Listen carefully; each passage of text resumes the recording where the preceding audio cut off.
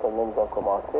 C'est pour aussi faire respecter ces recommandations et c'est aussi pour que la mairie puisse quand même avoir de l'argent, pouvoir développer différentes entités administratives.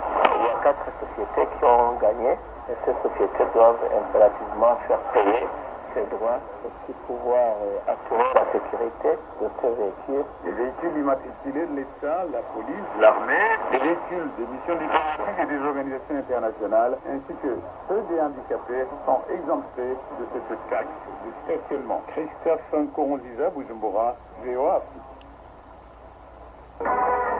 Retrouvez-nous sur VOA Afrique à Bujumbura sur 94.9 FM au Burundi.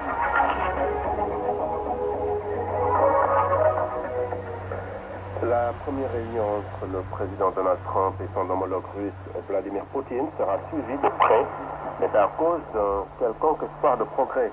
Les deux leaders ont exprimé leur souhait de restaurer des relations dégradées par l'intervention russe en Ukraine.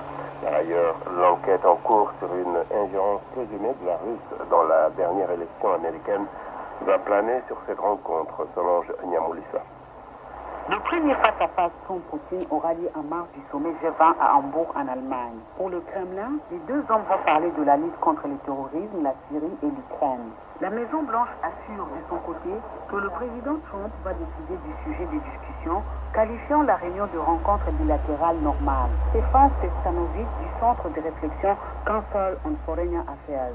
The president has his own impulses. Le président a ses propres impulsions. Il pourra décider d'orienter la réunion vers une direction inattendue. Nous devrons être préparés à cela et sont prepared for this. Mais l'enquête en cours sur l'ingérence russe en collision éventuelle avec la campagne de Trump